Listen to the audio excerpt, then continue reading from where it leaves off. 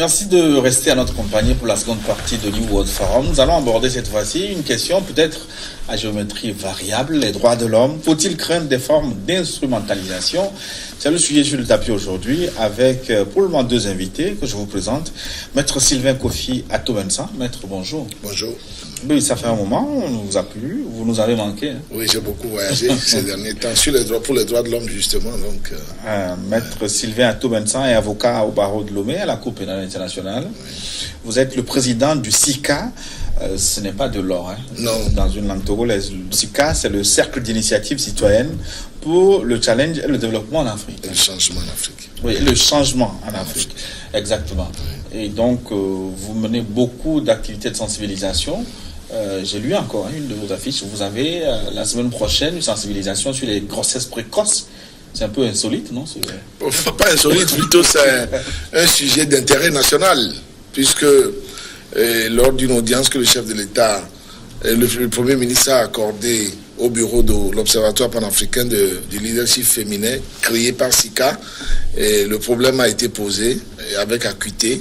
Le Premier ministre a sensibilisé sur le fait que les grossesses précoces sont un fléau dans beaucoup de régions au Togo. Et lorsque nous avons fait un dernier séminaire sur les mères célibataires, le préfet de la localité a attiré notre attention sur le fait que les grossesses précoces sont devenues une réalité malheureuse dans la région dans le Grand Cloto. Et hier, on nous signalait que dans les Tônes aussi, le problème se pose. Donc, je crois que c'est une question nationale dont il faut saisir parce qu'il s'agit de l'avenir de nos jeunes filles. Oui, mais parce que j'aurais reproché peut-être à cette initiative, c'est de se résumer à une rencontre d'une heure, 2 heures à la mairie. Est-ce qu'il ne faut pas plus d'efforts pour résoudre ce problème? Oui, justement, c'est parce que SICA n'a pas les moyens que ceux de ses membres pour organiser ce genre d'activité. Lorsque vous voulez organiser une activité à grande échelle, 3 jours, 4 jours pour discuter du sujet, c'est toute la logistique qui est derrière. Mais lorsque vous demandez des financements de ce genre à des partenaires ou même à des autorités, c'est difficile de les avoir si ça ne rentre pas dans un cadre de campagne politique. Vous comprenez un peu que c'est les membres de SICA qui se sont cotisés pour faire cette activité ce week-end à Palimé et à Gou. Maintenant, si les autorités veulent se saisir du dossier, de la situation, nous avons toute la logistique et toute la compétence des personnalités pour pouvoir accompagner le mouvement, même sur le plan national. Nous avons voulu en faire un programme triennal avec la question des mères célibataires, mais nous sommes heurtés aux problèmes financiers parce que nous n'avons pas de la guerre. Hein.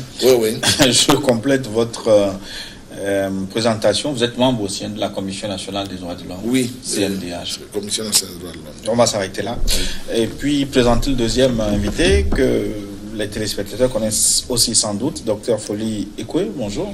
Bonjour, cher ami, cher Gilles. C'est un honneur encore une fois de vous avoir autour de ce plateau.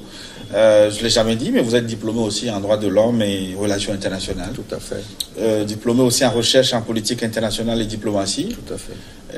Vous avez votre doctorat en histoire, vous êtes historien universitaire et puis président du mouvement panafricain ALAGA. Oui. Je n'ai pas grand-chose à dire, vu que c'est les droits de l'homme qui nous ont amenés ici. Oui. Et peut-être on aura le temps de rentrer dans le sujet. Exactement. Et donc, je voudrais qu'on commence avec l'image que présente le continent africain ou l'image qui est présentée de lui, surtout dans les médias occidentaux. C'est souvent considéré comme le berceau des violateurs de droits de l'homme. Est-ce que vous êtes en phase avec cette présentation, Maître Sylvain Atobensan? Pas tout à fait, parce que depuis les années 90, les questions des droits de l'homme ont évolué sur notre continent. Et notamment, quand je parle souvent de mon pays, les libertés que nous appelons les droits de la première génération ont pris quand même une certaine envergure. Ce qui fait que nous sommes d'ailleurs sur ce plateau, parce que je le dis toujours pour la nouvelle génération, ceux qui n'ont pas connu les années 80-90, que c'est assez à l'actif des Togolais que des émissions comme ça s'organisent, que la presse soit énormément libre à mon avis, mais également que les Togolais puissent avoir le droit. Là, vous avez cité tout à l'heure vos deux invités comme présidents d'associations. Il y a une vingtaine d'années, 25 ans, les associations étaient cadrées au sein du parti unique. Il fallait être soit une aile marchande ou quelque chose. Aujourd'hui, les associations, la société civile est assez vivace. Donc, les droits de la première génération ont quand même évolué sur notre continent. Mais c'est vrai que les cas sont différents. Lorsque vous allez au Congo démocratique, je reviens d'un atelier au Sénégal sur la justice traditionnelle et les droits de l'homme, les exemples, les témoignages que nous avons eus font penser que c'est des cas de préoccupation majeure. Maintenant, pour revenir sur la question que vous avez posée, l'Afrique demeure un champ clos de violation des droits de l'homme. Parce que les générations n'ont pas fait leur mue et les gens ne se sont pas encore adaptés aux réalités du monde. Parce que la mondialisation passe par là. Et le débat sur la prééminence du développement sur les droits de l'homme ou des droits de l'homme sur le développement continue par s'opposer dans l'esprit de certains dirigeants et ici également de certains théoriciens qui pensent que l'Afrique, les droits de l'homme pour l'Afrique, c'est un luxe. Il ne faut pas en parler. Il faut fermer les yeux là-dessus, développer l'Afrique, donner à manger, soigner les gens. Après, les droits de l'homme s'installeront. Mais est-ce que ce n'est pas un discours occidental que vous reprenez là? Non, ce n'est pas un discours occidental. Qu'est-ce que vous reprochez à l'Afrique? Je ne reproche rien à l'Afrique. En matière de quelles sont les violations les plus flagrantes que vous... Qu'en considérant que les droits de l'homme sont une valeur universelle. Oui. À partir du moment où nous sommes d'accord sur le principe, moi c'est mon avis, que les droits de l'homme sont une valeur universelle, c'est leur mise en œuvre qui dépend des contextes et d'un certain nombre de réalités sur le terrain. Et par exemple, les droits de l'homme en matière de mariage en Europe n'est pas forcément les droits de l'homme en matière de mariage en Afrique. Parce que les droits de l'homme en matière de mariage en Afrique, c'est pas la même chose à partir lorsque nous sommes vus de l'Europe. Je donne deux exemples. Et vous passez peut-être la parole à mon interlocuteur. En matière de mariage, en Europe, on considère que le mariage de même sexe est une évidence. Par contre, on considère qu'un homme qui prend 2 femmes, 3 femmes, c'est une hérésie. Alors que dans les codes africains, on prévoit qu'un homme puisse prendre 2 ou 3 femmes. Justement, et de l'autre côté, c'est vu comme une violation des droits de l'homme. De l'autre côté, on conçoit mal que l'on puisse permettre à 2 hommes ou à 2 femmes de se marier entre eux. Donc vous voyez, ça c'est les variantes qui donnent à l'universalité des droits de l'homme sa valeur. Un certain nombre d'éléments continuateurs qui permettent à chaque peuple d'adapter les questions des droits de l'homme. Mais il y a un minimum sur lequel il faut s'entendre. Les questions d'élection, les questions de gouvernance, les questions de développement économique, parce que quand vous prenez les droits socio-économiques, ils ne sont pas de la même nature, de la même évolution que lorsque vous êtes en Europe. Le droit à la sécurité sociale est vraiment garanti dans beaucoup de pays européens. Le droit de la santé est vraiment garanti dans beaucoup de pays européens. Lorsque vous amenez quelqu'un à l'hôpital et qu'il décède sur le plateau du médecin, on cherche à savoir, on cherche à comprendre. L'accès à la santé, à l'éducation sont des réalités en Europe, en Occident, que nous n'avons pas encore aujourd'hui. Et donc je considère que lorsque nous aurons fait des avancées en matière de droits de la première génération, ce que nous appelons le droit civil et politique, il nous faut nous accrocher aux droits économiques, socio-culturels. Mais l'un ne va pas sans l'autre. Oui, d'accord. Docteur Folli, l'Afrique est-elle plus barbare que les autres continents? Bon, à cette question, je répondrai par le négatif. L'Afrique n'est pas un continent barbare, d'autant plus que les grandes valeurs civilisationnelles humanistes ont été produites par l'Afrique. Et jusqu'au Moyen Âge, ce qu'on appelle le bas Moyen Âge, l'Afrique continuait de fournir des éléments de civilisation, notamment l'idéal chevaleresque, à beaucoup d'autres civilisations. Donc l'Afrique n'est pas un continent barbare.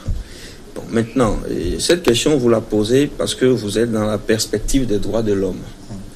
Mais vous ne serez pas sans savoir que la lacune persistante de la pensée droits de l'hommiste, c'est ce paradoxe-là que l'idéologie droits de l'homme maintient chéri, qui se résume en le conflit entre ses prétentions idéologiques universalistes et la réalité effective ethnocentriste. Parce que dès lors que vous prenez d'abord le terme droit de l'homme, quand on vous dit l'homme, l'homme englobe en même temps toutes les variantes de l'homo sapiens, toutes les variantes anthropologiques, culturelles de cet homme-là. Donc ça vous donne une idée, je crois que c'est René Cassin qui parlait d'universalisme en 1948, lorsque on devait voter la charte, on devait approuver la déclaration. Donc, alors que quand vous parlez de droit, le droit est un concept temporel. Le droit est sectoriel, est spécifique, est particulariste. Donc on ne peut pas parler de droit de l'homme et se référer à un universalisme. C'est du leurre. Et particulièrement pour ce qui est de l'Afrique. Moi, je me demande si l'Afrique doit aller dans le sens de cette idéologie du droit de l'homme. Je me demande si ce n'est pas un chemin que l'Afrique prend parce que l'Afrique ne s'est pas encore retrouvée. C'est-à-dire, l'Afrique a été déroutée par les chocs civilisationnels et dans cette déroute, on lui présente les corpus juridiques, anthropologiques d'autres cultures que des gens ont vite fait d'universaliser. Et alors, à travers l'instrument de la ratification des traités, les pays africains ont fait ce qu'on appelle la réception de ces traités dans leur ordonnancement juridique et sont obligés d'aller sur des examens, les examens de Genève. Vous avez respecté ça, vous avez respecté ça. Alors, les examens périodiques universels. Justement. Alors, moi, je crois tout humblement que quand vous prenez toute l'histoire ou toute la progression de la philosophie de droits de l'homme, vous vous rendez compte que les peuples africains ne se trouvent pas là-dedans. C'est-à-dire que, prenez un auteur comme Jean Bodin. Vous savez qu'il est né en 1530. Il meurt vers 1596. Jusqu'à Braudel, Fernand Braudel, le fondateur de l'école des Annales. Il est mort en 1989. Quand vous prenez ces deux auteurs-là, cette durée-là, vous voyez qu'il y a un développement parce que les droits de l'homme proviennent d'une anthropologie philosophique. Et quand vous faites les cours en droits de l'homme, on vous parle de l'internationalisation. Justement, en 1948, il y a eu seulement l'internationalisation. Or, qu'est-ce qui a été internationalisé? C'est ce qui avait été maturé dans le cadre des ordonnancements juridiques internes de certains États. Or, ces États n'appartiennent pas, n'ont pas une culture universelle. Ils ont une culture ethnocentriste liée à leur développement historique. C'est justement les paradoxes qu'ils notent en termes de mariage. Ce sont des différences culturelles. Or, on les universalise et on oblige des peuples à aller dans ce sens. Je rappelle qu'en 1948, lorsque cette déclaration était en instance d'approbation, tous les pays africains étaient encore des colonies. Et vous savez très bien, quand vous prenez les principes wilsoniens, les 4 libertés de Roosevelt, que l'autodétermination est une violation fondamentale de tout droit de l'homme, que ce soit les droits ad personam ou des droits collectifs.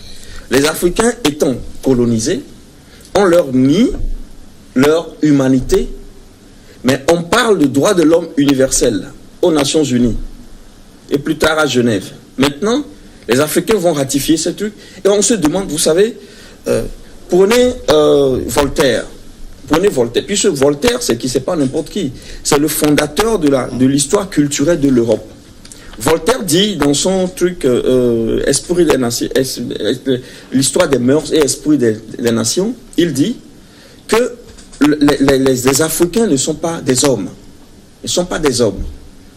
Et il va plus loin, il dit que nous n'achetons des esclaves domestiques que chez les nègres. On nous reproche ce commerce. Un peuple qui vend ses enfants est encore plus coupable que l'acheteur. Et il ajoute en disant que ce négoce démontre notre supériorité. L'homme qui se donne un maître est né pour en avoir. Et c'est Voltaire qui va poser en tant qu'axiome le principe de l'incompatibilité entre l'être africain et le concept de liberté.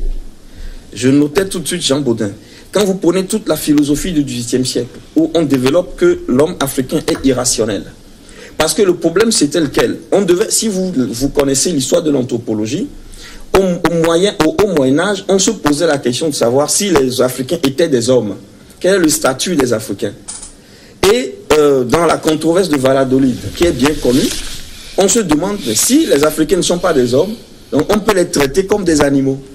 Et c'est ce qui explique les codes noirs, le code noir espagnol, le code noir anglais, le code noir français, les deux codes noirs français, le code noir hollandais, le code noir américain. Et quand vous prenez ces codes, j'avais voulu apporter une copie, j'ai oublié, vous voyez comment l'homme noir est considéré. Et c'est dans ce développement-là qu'au début du 19e siècle, on va parler de l'anthropologie, de l'ethnologie, où Hegel va dire qu'il n'y a pas d'humanité en Afrique. Or, les gens qui ont conçu les droits de l'homme, dans leurs creusets nationaux, n'ont jamais pris en compte l'humanité des Noirs. Je vais chuter en disant qu'il y a eu 4 grandes révolutions qui ont fondé ce qu'on appelle la modernité, dans la pensée illuministe. La révolution anglaise, les 2 révolutions anglaises, notamment celle finale de 1689, avec le Bill of Rights sous Jacques II. La révolution française, que vous connaissez très bien, la révolution américaine. Mais il y a une révolution dont on ne parle jamais dans les facultés, dans les écoles. La révolution haïtienne. C'est la révolution la plus humaniste que l'humanité sous l'ère grégorienne ait connue. Parce que alors que dans les autres révolutions, on mettait clairement que l'homme est né, tous les hommes sont égaux, en excluant les femmes. Les Haïtiens, notamment de Saline, Toussaint Louverture, dans leur charte, ils ont précisé que tous les hommes, quelle que soit leur race, sont égaux. Et ils ont précisé le principe de l'autonomie de la femme. Notamment, la première convention haïtienne, il y avait plus de femmes que toutes les conventions des 3 autres révolutions. Je rappelle qu'en 1789, à la convention, lorsqu'il s'agissait de savoir si on devait donner le droit de vote aux femmes, un député français avait dit « Faire voter les femmes, c'est comme faire voter les chiens ». À la même époque, l'Afrique était devant. Toute l'Afrique, l'ère civilisation africaine n'avait aucun problème de classification de la femme dans sa société. Donc on ne peut pas aujourd'hui, à cause du processus d'internationalisation des droits de l'homme, que les autres disent l'Africain ou les États africains doivent respecter ces corpus-là. Quand on ne les respecte pas, on n'est pas, comme vous le dites, on vous dira que ce sont des États barbares. L'histoire des droits socio-économiques et culturels, mais ça, c'est là où le château de cartes tombe. Parce que lorsqu'on a conçu les droits civils et politiques, c'est grâce à tous les mouvements rationalisants de l'Europe sous Bentham, le positivisme, qui ont dit, non, écoutez, il faudrait qu'on fasse revenir la raison dans le champ social.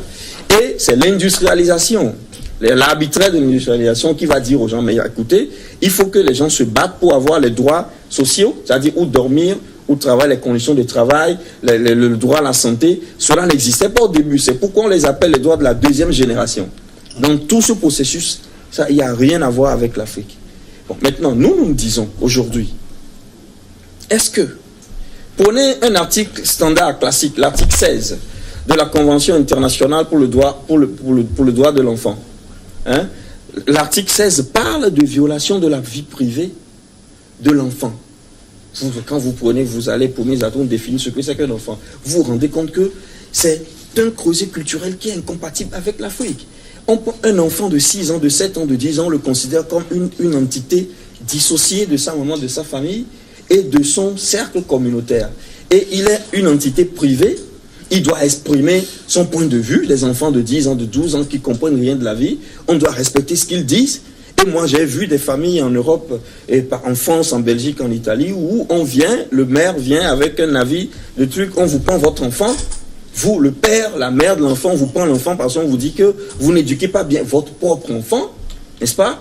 Parce que l'enfant est un élément social qui est sous la charge de l'État, l'État-providence, tout ces blabla. Donc, on détruit la famille dans l'idéologie droit de l'hommiste de la base.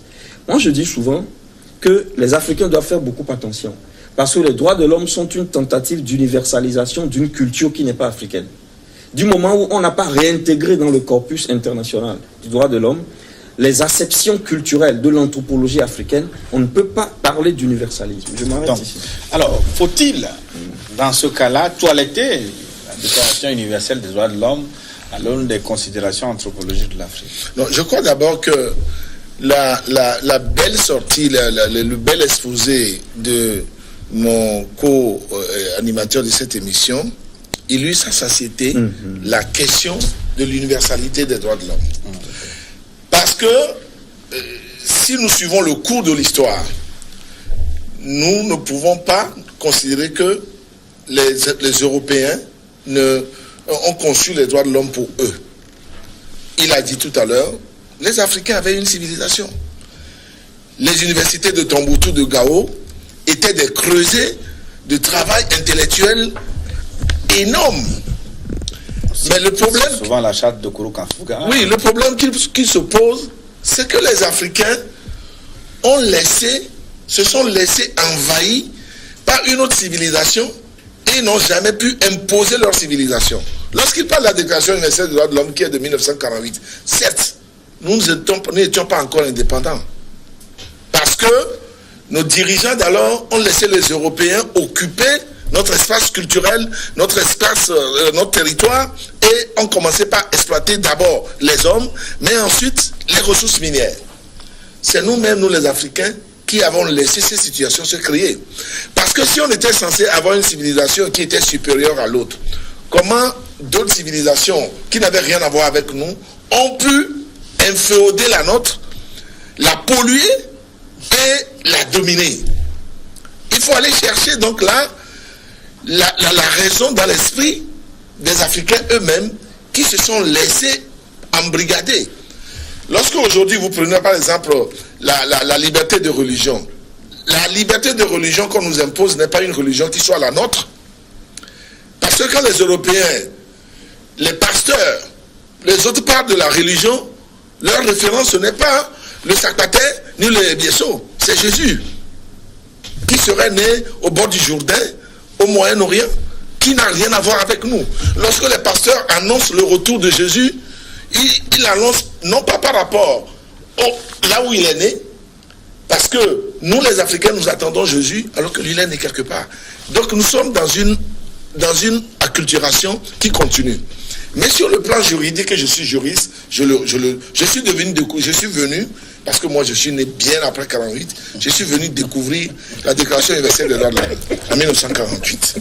Et j'ai considéré que c'était une avancée parce que le discours de Voltaire et de tous ceux qui niaient l'humanité africaine des Africains ont été battus en brèche par la Déclaration universelle des droits de l'homme. Puisqu'on a dit que tous les êtres humains naissent libres, égaux en droit et en dignité. Ce sont des hommes, les sociétés qui ont fracturé ce qu'on appelle homme, en disant que entre hommes, il y a les noirs qui sont différents des jaunes, des blancs qui sont supérieurs, et en plus, on a dit que les femmes n'ont pas accès à ça. Je rappelle que le droit de vote en France n'a été acquis qu'en 1958. Alors que les femmes se battaient, les suffragettes s'étaient battues pour qu'on puisse avoir le droit de vote.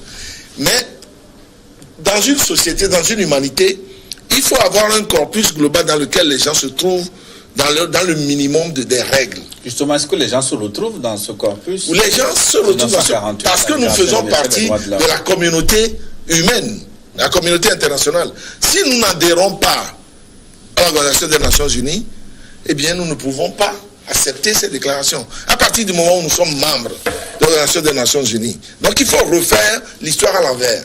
Que les Africains disent, on sort des Nations Unies, on crée nous-mêmes notre regroupement, et on crée des droits qui sont adaptés à notre Afrique.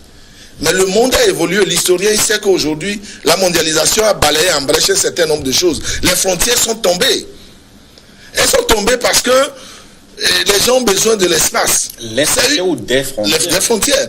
Il y a un nouvel impérialisme qui se met en place, mais qui échappe auquel les Africains ne sont pas entraînés. Puisque, encore une fois, nous sommes devenus, nous restons consommateurs des idées venues d'ailleurs. Par exemple, lorsqu'ils parlent de ce que les Africains ne sont pas dans le champ des droits de l'homme, parce qu'on est venu leur imposer une concession d'une civilisation qui n'est pas la nôtre, c'est parce que nous ne sommes pas allés au rendez-vous de l'universel. Justement, nous devons partir du principe. Nous devons continuer dans ce sens où il faut qu'on s'impose une rupture aujourd'hui par rapport à cette le débat, parce que mon thèse se pose justement sur la question de l'universalité des droits de l'homme, le débat se pose en termes assez inquiétants. Est-ce qu'aujourd'hui, l'Afrique a la capacité de faire cette rupture dont vous parlez, dont monsieur Ekoé a parlé, le docteur Ekoé a parlé? Est-ce que nous avons les éléments de cette rupture? Est-ce que nous avons la possibilité de rompre avec toute notre histoire, une histoire qu'on nous a imposée? Il ne faut pas le dire parce que les Togolais ne parlaient pas allemand avant 1988. Avant 1888. Maître Sylvain Atto, si nous ne pouvons pas rompre, c'est inquiétant. Ça veut dire que nous ne sommes pas libres. C'est toute l'inquiétude. Est-ce que nous avons, depuis que les Européens se sont accaparés de notre destin, nous avons pu nous en défaire? Est-ce que nous avons pu nous en libérer? C'est parce que nous créons nous-mêmes. C'est parce que nous créons nous-mêmes les conditions de notre acculturation permanente. Oui, mais faut-il... D'ailleurs, cette émission, nous la faisons dans quelle langue? En français. Nous la faisons en français. Ce n'est pas encore un problème. On peut la faire en EV aussi. Moi, si vous voulez m'interroger sur la question des droits de l'homme en EV, je ne peux pas parler. Parce que c'est pas ce langage. On dit que c'est dans la langue qu'on comprend qu'on rêve. Un Français ne peut pas rêver en Mina. Par contre, moi, je rêve aussi bien en Mina, en Kotkoli, qu'en français. Est-ce que vous comprenez? Il y a également la question de l'appropriation de notre culture commune, de notre langue. Nous n'avons pas de langue. Mais, docteur Ekoé, Maître Atto Mensah semble partager vos inquiétudes, mais ce qui le chagrine, il pense qu'il n'y a pas moyen de sortir finalement de ce embrigadement. D'abord, je n'ai pas dit qu'il n'y a pas moyen. Est-ce que nous nous donnons les moyens? Il y a les moyens, monsieur Gilles Bokor. Oui. Nous avons suffisamment toutes les ressources. Si l'Afrique arrivait à fermer ses frontières pour que le cobalt, l'or, le diamant du Congo, de la Guinée ne sortent pas, les Européens sont asphyxiés. Financière. Tout est mêlé.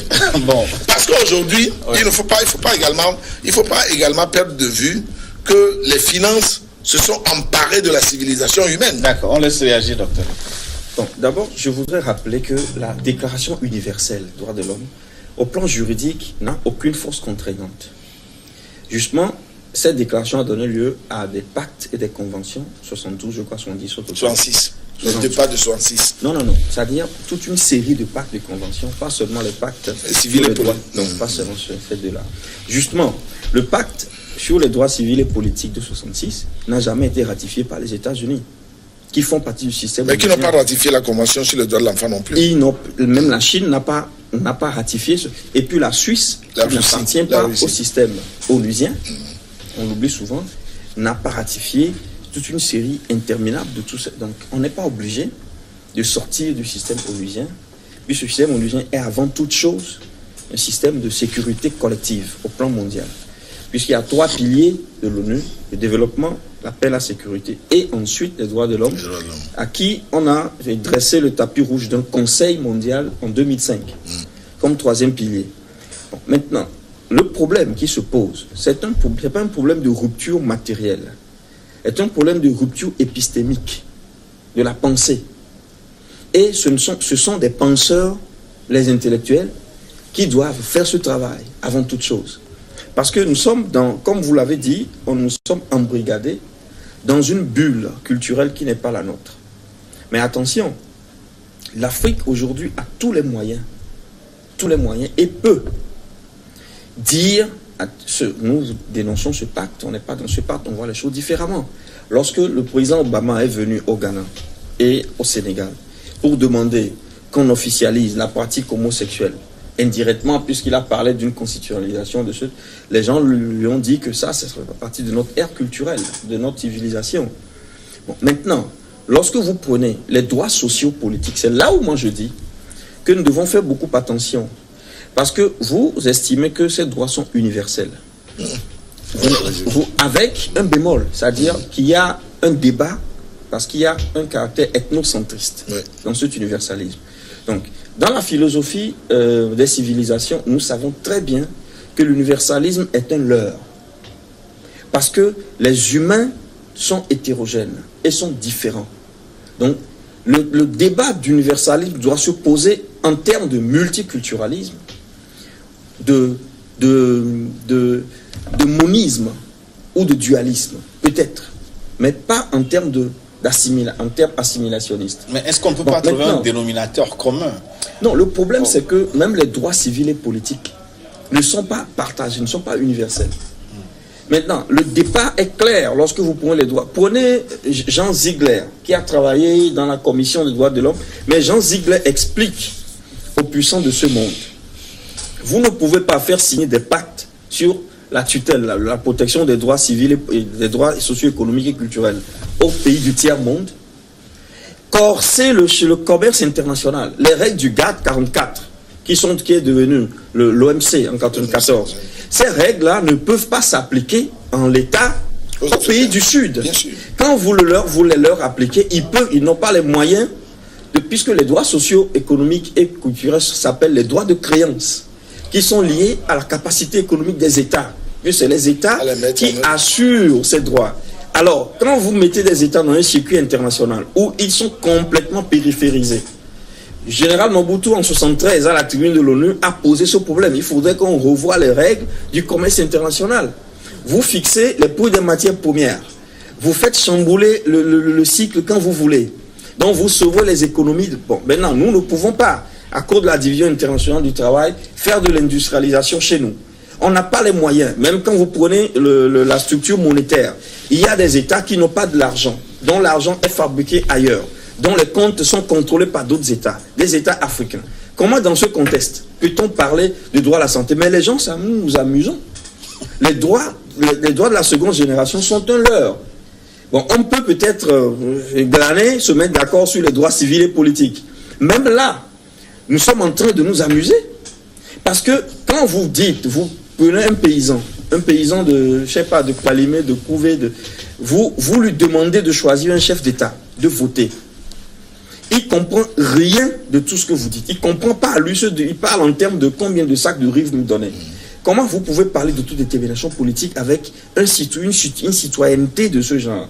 Donc, moi, je me demande ce que nous sommes en train de faire, en fait, ici, nous autres, Africains. Nous récitons les corpus juridiques internationaux, on signe, on va, on revient, on n'a pas les moyens d'assurer la santé. Il a parlé tout de suite du malade qui meurt, on fait des analyses, on comprend pourquoi il est, s'il est en Europe. Il est ici, on l'évacue, on ne sait pas où il finit. Bon, alors, nos États doivent faire. C'est pourquoi il parlait du conseiller des droits de l'homme. Et tout de suite. Voilà, bien sûr. Alors, non, je parle du conseiller comme figure paradigmatique, pas comme une personne. Hein. Bien sûr. Je figure par les conseillers des droits de l'homme en général. Donc, qu'est-ce qu'ils disent dans les sérails chez nous, exactement? Qu'est-ce qu'ils disent? S'il faut parler vraiment de droits de l'homme, ici, en Afrique, il faut commencer par l'autodétermination économique. Quand les États auront de l'argent, prenez la Bolivie, Evo Morales, quand il est venu, avant, les contrats donnaient 87% multinational sur le pétrole et le gaz. Il décide que ce sera le contraire, 87% pour son pays, 13% on lui a mis des rébellions, mais écoutez, il a boosté l'économie des gens, ont le droit à la santé, ont l'hôpital, un nombre impressionnant de médecins par kilomètre carré, c'est l'argent qui fait ça. Après, vous ne vous posez même plus la question s'il y a des droits, il y a les droits de l'homme, parce que c'est une question de bonne gouvernance. Vous avez les moyens, vous le faites. Donc, nous, les Africains, au-delà de la question culturelle, parce que bientôt, on nous dira, comme vous le dites, la désintégration de la famille. La théorie du genre, où on enseigne même dans les dessins animés déjà, on enseigne aux enfants que celui-ci c'est parent A, parent B. Hein, on crée une confusion des genres. Et la famille n'a plus de sens. Dans plusieurs pays, la famille n'a plus de sens. Or, l'individu vient de la famille. Donc, moi je crois que la pensée illuministe qui a fondé l'idéologie droit de l'hommiste est en train de poursuivre le projet hitlérien et stalinien de l'homme nouveau. Et ça doit commencer par le travail juridique durant des décennies. C'est pour cela que maintenant on parle de droits de l'homme de la 4e génération bientôt. J'ai travaillé dans une commission à l'université de Padoue en collaboration avec l'Union européenne où ces gens, je ne suis plus dans la commission, où on parlait déjà des droits de l'homme autour de 2080. C'est-à-dire, on fait des projections, vu telle technologie, telles habitudes.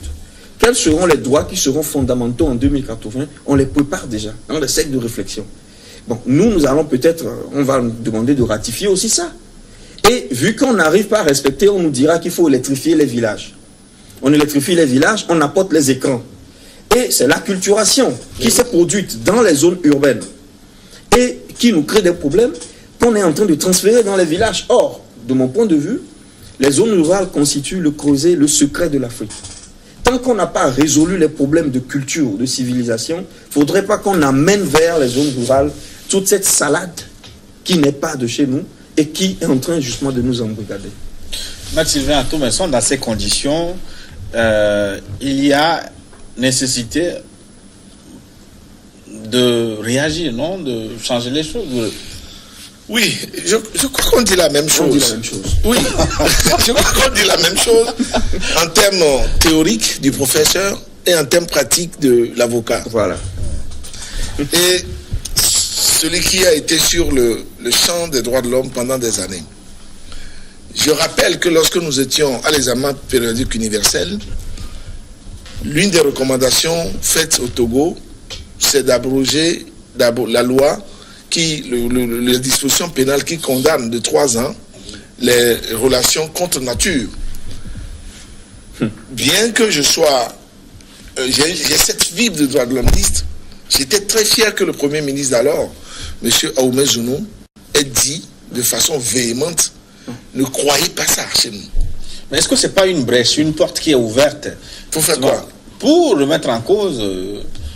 et réécrire. Non, mais pour qu'on vive ces bêtises qu'on voit dans les rues. Non, moi je dis, est-ce que c'est pas une brèche qui est ouverte pour africaniser? Là où je suis d'accord avec le docteur, je suis en pleinement d'accord avec le. Il faut qu'on forme des digues. Voilà. Culturelles contre ces avancées. Moi, j'ai été à l'école européenne occidentale où j'ai appris toutes ces doctrines. Mais lorsque, par exemple, mon fils qui étudie les droits, le droit en Europe, je lui dis, mais il faut tout faire pour revenir parce que le droit africain est différent de ce que tu es en train d'apprendre à l'université de Paris. Si on n'a pas cette... mon mentor fut longtemps, M. Kebambaye, c'est lui qui m'a fait entrer dans beaucoup d'instances internationales. Aucun de ses enfants n'a vécu en Europe, ne travaille en Europe. Dès que les études sont terminées, il les ramène. Parce que la Grande Royale nous disait il faut aller apprendre à lier le bois au bois. Il faut aller apprendre à l'école occidentale à savoir construire des demeures solides et à vaincre sans avoir raison. Malheureusement, nous sommes allés à l'école européenne et nous ne sommes pas revenus. C'est ça le gros problème. Oui, nous avons abandonné les réalités qui étaient les nôtres. C'est tout le corpus juridique dont il parle, d'ordonnance dont il parle. De toute façon, lorsqu'on veut t'enseigner les droits de l'homme, il est difficile de t'enseigner les droits de l'homme africain. C'est le droit de la déclaration universelle, le droit de la Révolution française, de l'habeas corpus, de Bill of Belady. Tout ça, c'est ce que nous avons appris. Moi, quand j'ai fait mon 3e cycle en matière de droits de l'homme, c'est tout ce que nous avons appris. Lorsque moi j'ai fait mon travail sur l'universalité des droits de l'homme et que j'ai parlé, par exemple, que l'Africain vit en communauté, on ne saurait le détacher de sa famille pour en faire un sujet de droit personnel individualiste contre la communauté. Mon directeur de thèse m'a dit, mais maître, j'étais avocat, mais vous êtes en train de passer à côté. Vous êtes en train de... Je dis non, je tiens pour acquis ce principe. Moi, je ne me détermine pas comme maître Atoumesson seul, je me détermine par rapport à ma famille Atoumesson. Tout à fait. Et dans ma famille, bien que je sois à un niveau social pas du tout malheureux, quand mon grand frère, qui n'a pas mon statut, ma situation me parle, je l'écoute. Oui, mais pourquoi aujourd'hui nous avons perdu dans vos lois? Parce que la première partie, d'ailleurs, j'ai fait une émission sur le droit successoral et les dispositions, à mon avis, ne tiennent pas compte de ces réalités. De la culture africaine. Oui, mais c'est parce que... Oui, parce que c'est plus calqué sur le modèle occidental. C'est notre faute. C'est notre faute. Parce que si tu tapes un enfant, la police t'arrête. Moi, je me souviens que mon père me tabassait, même à 15 ans, 18 ans, il me giflait encore. Ce n'est pas une bonne éducation. Les gens vont sauter de leur fauteuil quand ils m'entendent parler de ça. C'est parce que nous avons renoncé, nous sommes livrés à mes bagages, à la civilisation occidentale, à la civilisation européenne. Je vous donne un exemple. Je suis allé faire un cours de développement dans un lycée en France. Et je voulais aller en boubou. Pyjama, ils appellent ça. Oui, je voulais aller en boubou, en bassin. Mais celui qui m'a facilité cette intervention m'a dit non, que vous entrez dans une école de la République, vous ne pouvez pas porter un boubou. Vous devez être en costume. J'ai dit, le costume n'est pas mon code vestimentaire en tant que Togolais. Mais puisque c'est moi qui suis allé et que c'est moi qui dois parler dans leur langue, et prendre des perdièmes. Surtout, non, soit dit en passant, c'était un cours bénévole parce que je voudrais faire passer un certain nombre de messages. Oui. Je l'ai encore fait la dernière fois à Mulhouse, je te l'ai signalé. Oui. J'avais fait une conférence sur le thème l'Afrique sans l'Europe. C'est une conférence que j'ai fait, une conférence publique que j'ai fait à Mulhouse, que je reprends en septembre à Metz. Que je reprends en septembre à Metz. Je vous donnerai le test, pour le docteur, pour que vous voyez tout ce que j'ai dit. Je suis d'avis avec ce... Mais je crois que notre première lacune, c'est que ce que nous sommes en train de le dire est inhibé d'une culture linguistique et d'une pensée occidentale. Avant de nous rendre compte que nous sommes africains. Le discours qu'il tient, c'est un discours qui est inspiré par son cursus européen, occidental. Combien d'Africains ont écrit sur l'anthropologie, sur l'histoire et tout ça de notre continent qu'on a privilégié? On a vite fait de l'air. Qu'est-ce qui a fait le malheur de Amadou Hampâté, Cheikh Anta Diop? C'est parce qu'il a pu comprendre que la civilisation africaine est le début. Voilà. Oui, mais lorsque Sarkozy allait dire est-ce que je comprends à l'université de Dakar, Cheikh Anta Diop par exemple, qui a été combattu, mis en prison par même par les Africains, un certain Senghor. Pourquoi il est déifié maintenant, Senghor, alors que c'est les suppôts non, en fait, le temps de Senghor est passé. Oui, mais moi, je ne veux pas. Moi, je ne rentrerai plus à l'Académie française parce que ce n'est pas mon académie. Même si on me le demande. Il y a des pensées qui traversent le temps et qui sont atemporelles, qui sont correctes, qui seront correctes en 1100, qui seront correctes en 3100. Parce qu'elles sont atemporelles, elles sont correctes, elles sont dans l'ordre des choses. C'est comme le soleil et la terre qui interagissent depuis des millénaires. Les lois seront les mêmes, les hommes peuvent passer, c'est cela. Cheikh Anta Diop explique une réalité, la continuité culturelle. Il demande aux Africains de revenir à eux-mêmes. Et aujourd'hui, tous les juristes, quand vous faites la philosophie du droit, c'est-à-dire pas la science du droit, la philosophie du droit, on vous enseigne que le droit est une émanation d'une certaine anthropologie. C'est l'anthropologie qui donne... Bon, aujourd'hui, vous avouez, bien, je suis à cela quelques minutes, vous l'avez dit, dans nos États, il y a une ambivalence. Il y a deux anthropologies juridiques qui se combattent. Moi, j'aime souvent aller au village. Je vais tout le temps au village quand j'ai le temps. Il suffit que je trouve un moment, je vais au village, je me sens très bien et je me rends compte, et c'est une question dangereuse, je me rends compte, je me dis, mais comment peut-on croire de façon illusoire qu'on peut appliquer à ces gens-là un corpus juridique créé à Lomé, légiféré par des parlementaires, qui n'a rien à voir avec la réalité du terrain? Comment va-t-on arriver à le faire? Parce que l'Afrique, c'est autre chose. On doit tenir compte de l'anthropologie de base. Les questions liées à l'accès de la femme à la terre. Aujourd'hui, on prône l'égalité homme-femme. Mais c'est une erreur. Il n'y a jamais d'égalité entre homme et femme. L'homme et la femme sont complémentaires. Et quand deux choses sont complémentaires, c'est parce qu'ils ne sont pas égales. Elles ne sont pas égales. C'est pourquoi elles peuvent être complémentaires. Donc on ne peut pas, dès lors que vous savez tous les problèmes que vous créez dans les familles, lorsque vous donnez un accès juridique normal, automatique, de la terre à la femme, il y a beaucoup de problèmes qui sont liés à ça. Les chefs de village, les notables vous en parlent, ils se demandent, mais on m'a posé une question, qu'est-ce que vous faites à Lomé? Mais qu'est-ce que vous enseignez? Le droit, l'histoire, dit, mais ah bon? Mais pourquoi vous ne nous comprenez pas? Pourquoi vous ne nous comprenez pas?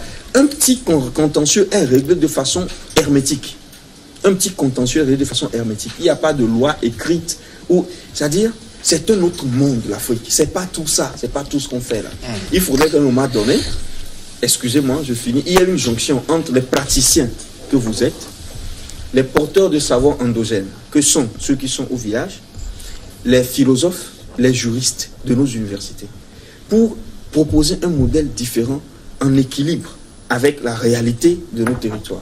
Je voudrais quand même préciser, 30 secondes parce que... Oui, lorsqu'il parle de la civilisation européenne qui va dans les villages, c'est déjà fait.